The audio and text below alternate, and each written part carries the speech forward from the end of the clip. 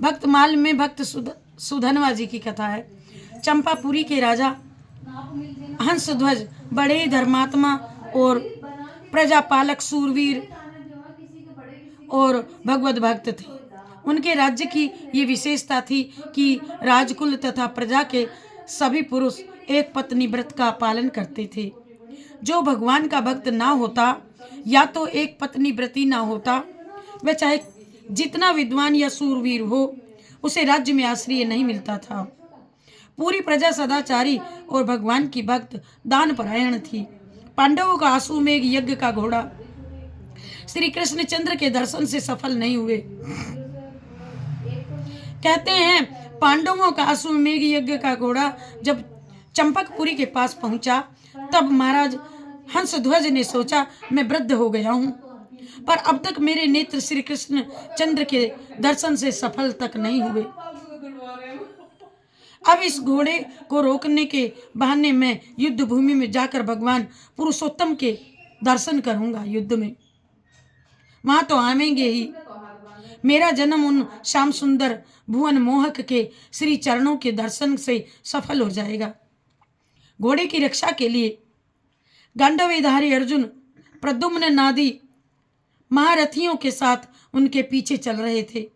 ये सबको पता था, किंतु राजा को पार्थ सारथी श्री कृष्ण चंद्र के दर्शन करने थे। अश्व पकड़ करके बांध लिया गया और राजगुरु शंख तथा लिखित की आज्ञा से ये घोषणा कर दी गई कि अमुक समय तक सब योद्धा रण क्षेत्र में उपस्थित हो जाएं। जो ठीक समय पर नहीं पहुंचेगा उसे उबलते हुए तेल के कढ़ाई में डाल दिया जाएगा।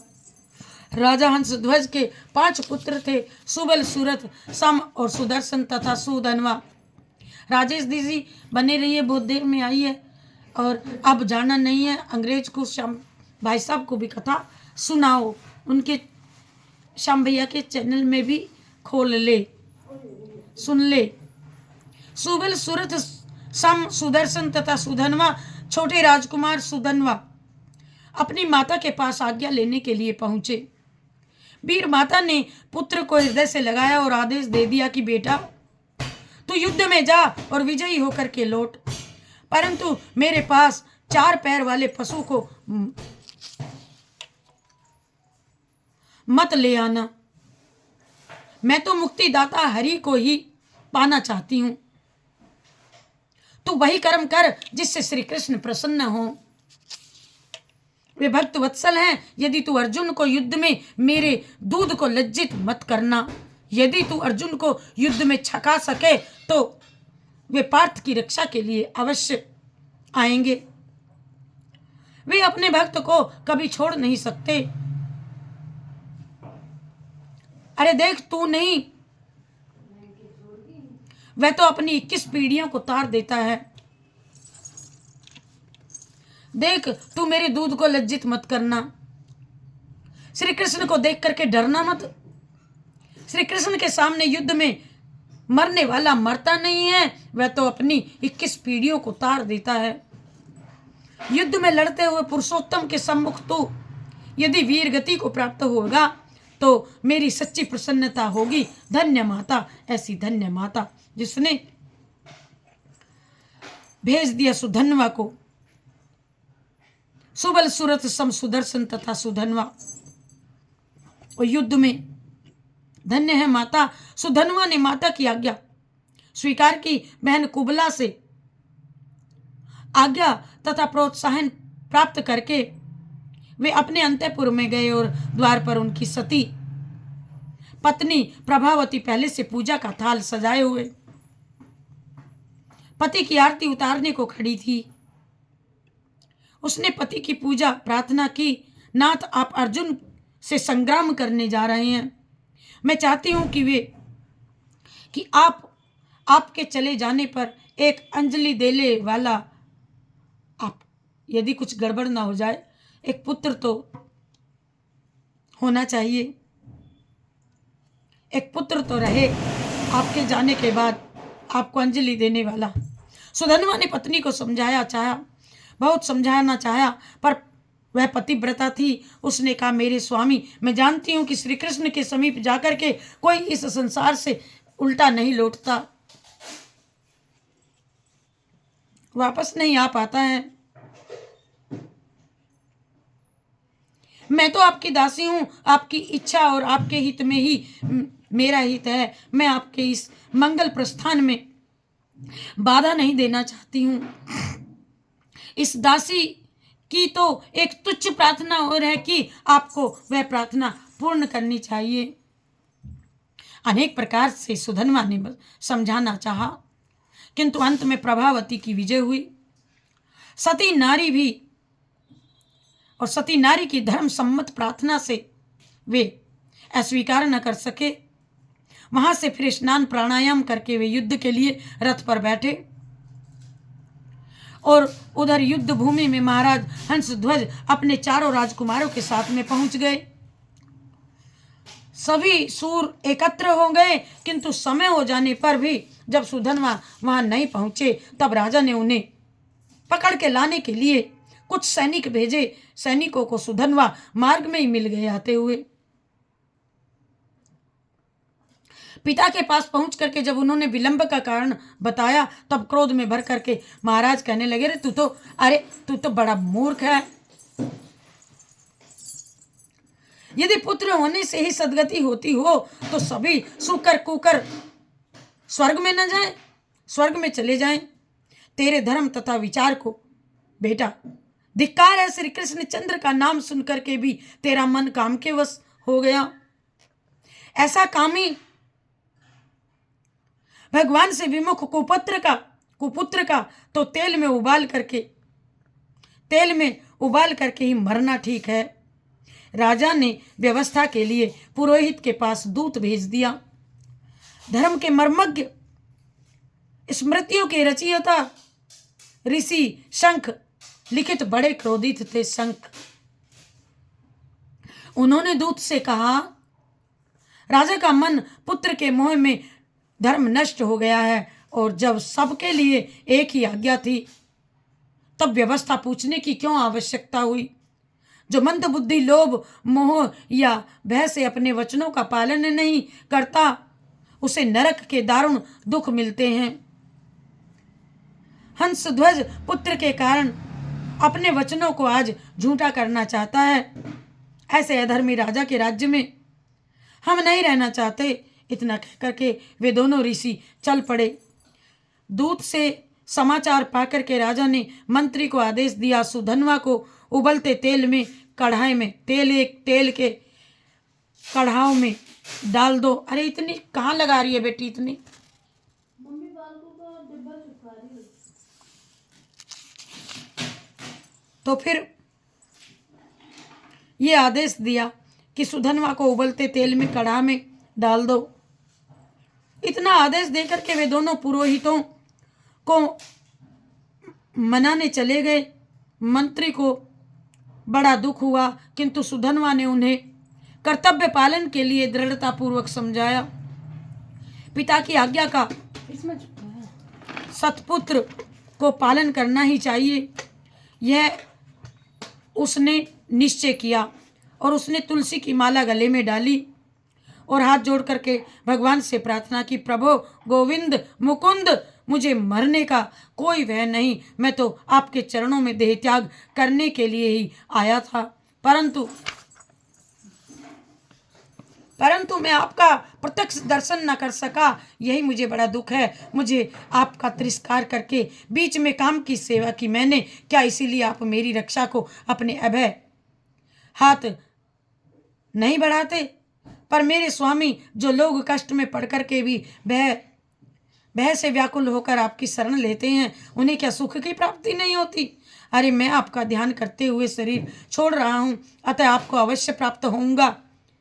किंतु लोग कहेंगे कि सुधन्वा वीर होकर के भी कढ़ाई में जल करके मरा। मैं तो आपके भक्त अर्जुन के बाणों को अपना शरीर भेंट करना चाहता हूँ। आपने अनेक भक्तों की टेक रखी है, अनेकों की इच्छा पूर्ण की है, मेरी भी इच्छा पूर्ण कीजिए और अपने इस चरणाश्रित की टेक भी रखिए और इस अग्निदाह से बचा करके मुझे इस शरीर को अपने चरणों में गिरने दीजिए। इस प्रकार प्रार्थना करके हरे गोविंद श्री कृष्ण आदि भगवान नामों से को पुकारते हुए सुधनवा कढ़ाई के खोलते तेल में स्वयं कूद गया। देखिए, जय श्री कृष्णा बेटा जी। एक दिन प्रहलाद के लिए अग्निदेव शीतल हो गए थे, उसी तरह एक दिन ब्रजबालाओं के लिए मयूर कुटी में दावाग्नि को भी आपने पी लिया था। आज सुधनवा के लिए खोलता तेल शीतल हो गया। सुधनवा को तो शरीर का भान नहीं था, वे तो अपने श्री कृष्ण को पुकारने और उनका नाम लेने में तल्लीन हो गए थे, किंतु देखने वाले आश्चर्यमूढ़ हो रहे थे। खोलते तेल में सुधनवा जैसे तैर रहे हों, उनका एक रोम तक झुलस नहीं रहा था, आश्चर्यमूढ़ हो रहे थे। ये बात सुनकर के राजा हंसध्वज भी दोनों पुरोहितों के साथ में वहां पर आए और श्रद्धा रहित तार्किक पुरोहित शंख को संदेह हुआ, अवश्य इसमें कोई न कोई चालाकी है। भला तेल गर्म होता तो उसमें सुधनवा बचा कैसे रह जाता? कोई मंत्र या औषधि का प्रयोग तो नहीं किया गया। तेल की परीक्षा के लिए उन्होंने एक नारियल कढ़ाई में डाला और उबलते तेल में पड़ते ही नारियल फूट गया, उसके 2 टुकड़े हो गए और उछल करके वे बड़े जोर से शंख और लिखित के सिर में जाकर के लगे। अब उनको भगवान के महत्व का ज्ञान हुआ। सेवकों से उन्होंने पूछा कि सुधनवा ने कोई औषधि शरीर में लगाई थी क्या, अथवा उसने किसी मंत्र का जाप किया? सेवकों ने बताया कि राजकुमार ने ऐसा कुछ नहीं किया, वे प्रारंभ से भगवान का ही नाम, भगवान नाम ही ले रहे थे, स्तुति कर रहे थे। अब शंख को अपने अपराध का पता चला और उन्होंने कहा, मुझे धिक्कार है, मैंने भगवान के इस सच्चे भक्त पर संदेह किया। प्रायश्चित करके प्राण त्यागने का निश्चय कर शंख मुनि उसी उबलते तेल में के कढ़ाव में कूद पड़े।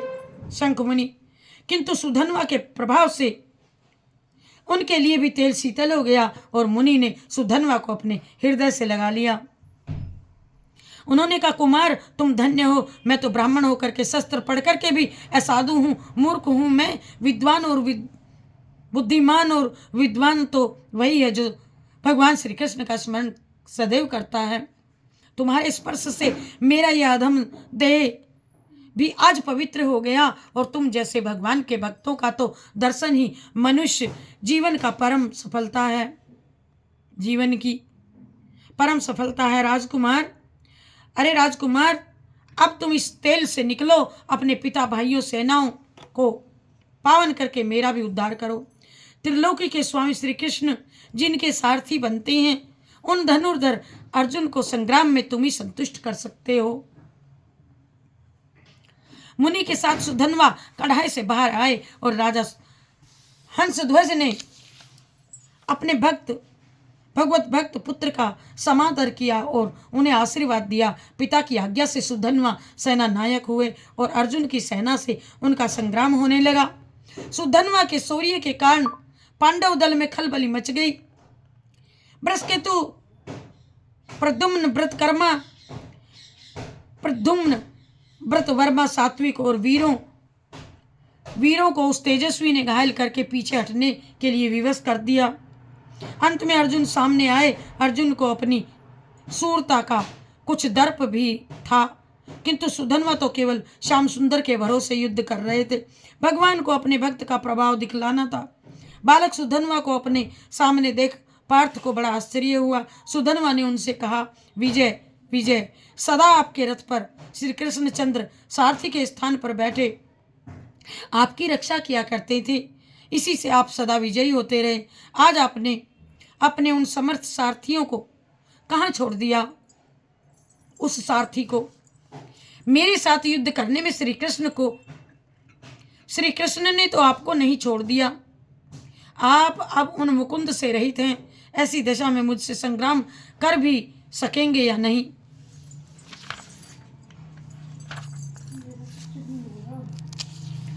आप सुधनवा की बातों में अर्जुन क्रुद्ध हो गए। सुन करके उन्होंने बाण वर्षा आरंभ कर दी, परंतु हंसते हुए सुधनवा ने उनके बाणों के टुकड़े टुकड़े उड़ा दिए। अर्जुन के दिव्यास्त्रों को भी राजकुमार ने व्यर्थ कर दिया और स्वयंपार्थ घायल हो गया। अर्जुन कहते हैं उनका सारथी मर करके गिर गया। सुधनवा ने फिर हंस करके कहा, धनंजय, मैं तो पहले ही कहता था कि अपने सर्वज्ञ सारथी को छोड़ करके आपने अच्छा नहीं किया। आपका सारथी मारा गया, आप मेरे बाणों से घायल हो गए।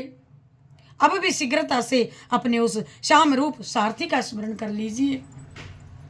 अर्जुन बाएं हाथ से घोड़ों की डोरी पकड़ी, एक हाथ से युद्ध करते हुए वे भगवान के नाम को मन ही मन पुकारने लगे।